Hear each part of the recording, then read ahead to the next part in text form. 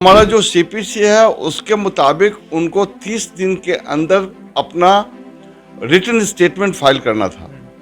उनके द्वारा 30 दिन के अंदर फाइल नहीं किया गया था। उनके द्वारा जो रिटन स्टेटमेंट दाखिल किया गया है उसमें ये स्वीकार किया गया है कि हाँ, उनकी पत्नी और बच्ची हैं और उनकी संपत्ति का ब्यौरा उनके द्वारा नहीं दिया गया है। इसलिए अब आगे न्यायालय का इस मुकदमे में क्या रुख होता है ये तो न्यायालय पर निर्भर करेगा। पूर्व में तो ऐसा इतिहास रहा है कि ऐसे इन तथ्यों पर जो निर्वाचित प्रतिनिधि हैं उनकी सदस्यता को रद्द किया गया। कोई पहला वाकया नहीं है जब कोर्ट में जो कार्रवाई हो रही है उसको मीडिया में प्रसारित किया गया हो, और पूर्व में प्रसारित अगर किया गया, एक से एक महत्वपूर्ण मामले आए हैं और उसमें रोज मीडिया में हम लोग भी देखे हैं, आप भी देखे हैं, सारी जनता देखती है, जो लोग भी इलेक्ट्रॉनिक चैनल को देखते हैं वो सभी देखते हैं कि वकील आते हैं, अपना इंटरव्यू देते हैं, अपनी बात बताते हैं, क्या तथ्य है ये बताते हैं, क्या कार्रवाई हुई ये बताते हैं। अब उसको प्रेम शंकर जी अवमानना की बात लें, अपनी मानहानि का बात लें, अब तो उनको क्या एडवाइस मिल रहा है ये तो वो समझे। नमस्कार, द इंडिया टॉप देख रहे हैं आप। मेरा नाम उदित तारियन है। प्रेम शंकर यादव यानी गोपालगंज के बैकुंठपुर से विधायक, उनके खिलाफ पटना हाई कोर्ट में एक केस चल रहा है। केस है कि जो नामांकन का फॉर्म था उसमें उन्होंने अपनी जानकारियां जो थी उनकी उसको छुपा लिया। उन्होंने पत्नी के संपत्ति का ब्यौरा नहीं दिया गया, साथ ही साथ बच्चे कितने हैं इसका ब्यौरा नहीं दिया गया, और उनके ऊपर यह भी आरोप लगाया जा रहा है कि कुछ क्रिमिनल केसेस थे जिसमें वारंट उनके ऊपर था, वो सभी मामलों को उन्होंने छुपा लिया।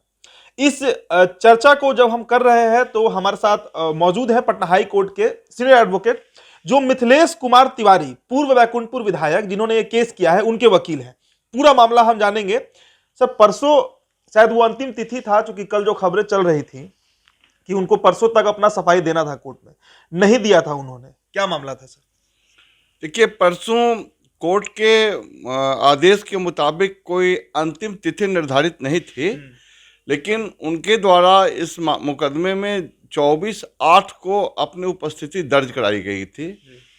अगर उस तिथि को भी समन प्राप्ति की तिथि मान लें तो हमारा जो सीपीसी है उसके मुताबिक उनको 30 दिन के अंदर अपना रिटन स्टेटमेंट फाइल करना था। उनके द्वारा 30 दिन के अंदर फाइल नहीं किया गया था, इसलिए कोर्ट के द्वारा उन्हें फिर से 4 सप्ताह का समय दिया गया था, और 4 सप्ताह का समय बीत जाने के बावजूद पिछली तिथि को जब मुकदमा न्यायालय के सामने लगा तो उनके द्वारा उस समय तक WS फाइल नहीं किया गया था। मेरे द्वारा अनुरोध किया गया कि सीपीसी के मुताबिक अब ये टाइम बाउंड हो चुका है, इसलिए उनको अपना रिटन स्टेटमेंट फाइल करने से वंचित किया जाए, डिबार किया जाए। न्यायालय ने इस संबंध में उनके विद्वान अधिवक्ता से जानकारी मांगी। उनके द्वारा बताया गया कि हम कल तक अपना रिटन स्टेटमेंट फाइल कर देंगे। कल फिर मुकदमा न्यायालय के सामने लगा था और कल उनके द्वारा अपना रिटन स्टेटमेंट दाखिल कर दिया गया है। तो आपको क्या लगता है सर, अब आगे की कार्रवाई क्या होने जा रही है कोर्ट में? चूंकि वो भी कह रहे हैं कि शायद 12 बजे तक ही वो दाखिल कर दिया गया था। जी हाँ, रिटन स्टेटमेंट दाखिल हो गया है। अब चूंकि रिकॉर्ड पे नहीं था इसलिए फिर से मुकदमे को सुनवाई के लिए सोमवार को रखा गया है। आगे अब इसकी जो नेक्स्ट प्रक्रिया होगी वो सोमवार से प्रारंभ होगी।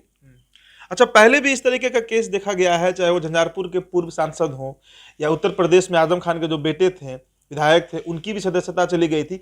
ये मामला कितना गंभीर है सर? चूंकि लगातार आरोप लगाया जा रहा है मिथिलेश तिवारी के द्वारा कि इन्होंने जानकारियां छुपाई हैं, कितनी सच्चाई है सर इस बात? अब सच्चाई तो सामने तब आएगा जब पूरा ट्रायल कंडक्ट हो जाएगा, सारी गवाहियां, सारे साक्ष्य कोर्ट के सामने आ जाएंगे, तभी हम ये बोल सकते हैं कि हाँ, ये सच्चाई क्या है। अभी तक तो हम अपना पक्ष सिर्फ जानते हैं, और उनके द्वारा जो रिटन स्टेटमेंट दाखिल किया गया है उसमें ये स्वीकार किया गया है कि हाँ, उनकी पत्नी और बच्ची हैं और उनकी संपत्ति का ब्यौरा उनके द्वारा नहीं दिया गया है। इसलिए अब आगे न्यायालय का इस मुकदमे में क्या रुख होता है ये तो न्यायालय पर निर्भर करेगा, और जो भी साक्ष्य न्यायालय के सामने प्रस्तुत किए जाएंगे उसके ऊपर न्यायालय अपना निर्णय देगा। लेकिन पूर्व में तो ऐसा इतिहास रहा है कि ऐसे इन तथ्यों पर जो निर्वाचित प्रतिनिधि हैं उनकी सदस्यता को रद्द किया गया। किया गया है। अच्छा, एक बड़ा सवाल ये है सर कि कल प्रेम शंकर यादव ने बजाबते एक चैनल से बात करते हुए हमारा चैनल का नाम लेकर वो कह रहे हैं कि मानहानि का केस करेंगे। तो एक सवाल है सर कि क्या अगर कोई मामला कोर्ट में चल रहा है तो क्या मीडिया उस खबर को नहीं दिखा सकती है? क्या अखबार उस खबर को नहीं छाप सकते हैं? अब ये तो प्रेम शंकर जी बताएंगे, या अगर उनको इसके लिए किसी से कानूनी परामर्श प्राप्त हुआ है वो बताएंगे। लेकिन आप मीडिया वाले भी ये जानते हैं कि ये पहला वाकया नहीं है जब कोर्ट में जो कार्रवाई हो रही है उसको मीडिया में प्रसारित किया गया हो। और पूर्व में प्रसारित अगर किया गया हो, एक से एक महत्वपूर्ण मामले आए हैं और उसमें रोज़ मीडिया में हम लोग भी देखे हैं, आप भी देखे हैं, सारी जनता देखती है, जो लोग भी इलेक्ट्रॉनिक चैनल को देखते हैं वो सभी देखते हैं कि वकील आते हैं, अपना इंटरव्यू देते हैं, अपनी बात बताते हैं, क्या तथ्य है ये बताते हैं, क्या कार्रवाई हुई ये बताते हैं। अब उसको प्रेम शंकर जी अवमानना की बात लें, अपनी मानहानि का बात लें, अब तो उनको क्या एडवाइस मिल रहा है ये तो वो समझें, उनके बारे में हम क्या बता सकते हैं।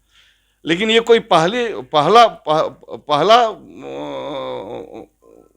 मौका नहीं है जब कोर्ट की कार्रवाई को चैनल पर प्रसारित किया गया हो। ये तो कोर्ट जो होता है ये ओपन कोर्ट प्रोसीडिंग है, ये तो क्लोज डोर प्रोसीडिंग है नहीं। तो जब ओपन कोर्ट प्रोसीडिंग है हर आदमी बैठ के सुन सकता है जी। तो जब सुन सकता है तो ये बात कहीं जाके किसी को बता भी सकता है, वो चैनल हो, इलेक्ट्रॉनिक मीडिया हो या प्रिंट मीडिया हो या जो भी मीडिया हो।